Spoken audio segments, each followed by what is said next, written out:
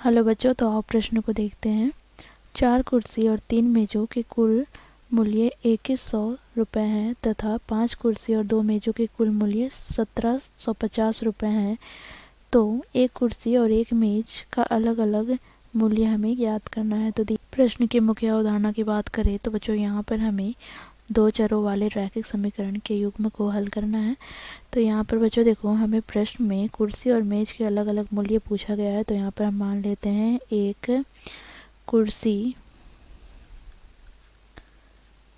का मूल्य बराबर x रुपये तथा एक मेज का मूल्य बराबर y रुपये।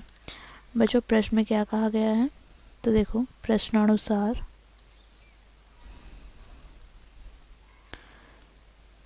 चार कुर्सी और 3 मेज अर्थात 4 गुनी x प्लस 3 गुनी y बराबर क्या होगा, तो इनका मूल्य कितना है 2100। इसे हम समीकरण 1 मान लेंगे। दूसरा समीकरण कैसे ज्ञात करेंगे, तो दूसरे भाग में हम देखेंगे।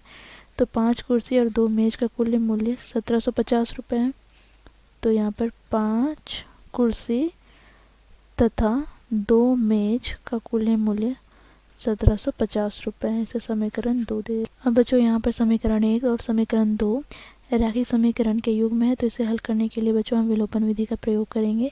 तो यहाँ पर इसके लिए हम क्या करेंगे, किसी एक चर के गुणांक को बराबर करके उस चर को विलुप्त करते हैं। तो यहाँ पर बच्चों हम y के चर को विलुप्त करेंगे। तो इसके लिए समीकरण 1 को हमें 2 से गुना करना होगा और समीकरण 2 को हमें 3 से गुना करना होगा। ठीक है, तो यहाँ पर बच्चों देखो समीकरण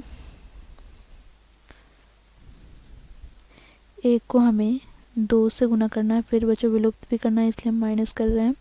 समीकरण 2 को किससे गुना करना होगा, तो 3 से। अब बच्चों देखो यहाँ से समीकरण 1 को हम 2 से गुना करते हैं तो 4 दूनी 8x प्लस 3 दूनी 6y बराबर यहाँ पर बच्चों 21 दूनी 4200। ठीक है, अब बच्चों देखो समीकरण 2 को हम 3 से गुना करेंगे तो 5 तिया 15x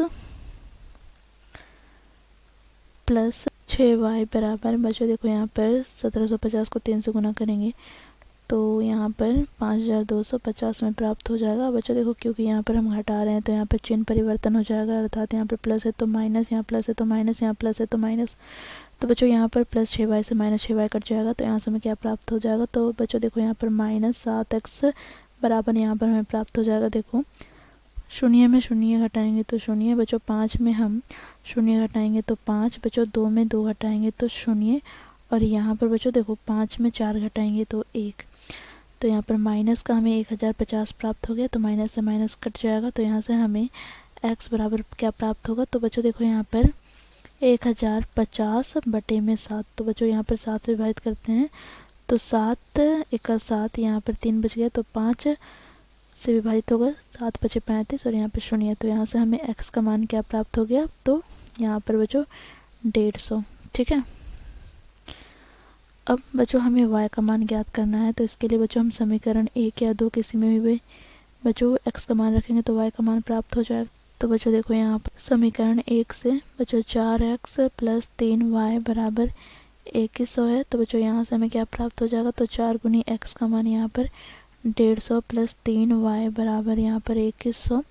तो यहाँ से बच्चों देखो 15 चौके 60 अर्थात 600 प्लस 3y बराबर 2100। तो यहाँ से हमें प्राप्त हो जाएगा 3y बराबर 2100 माइनस 600।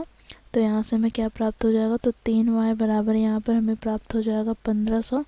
बच्चों 3 से विभाजित करेंगे तो 3 पचे 15 अर्थात हमें 500 प्राप्त हो गया y का मान। ठीक है, तो यहाँ से बच्चों हमें x तथा y का मान प्राप्त हो गया। तो यहाँ पर हम लिखेंगे अतः एक कुर्सी का मूल्य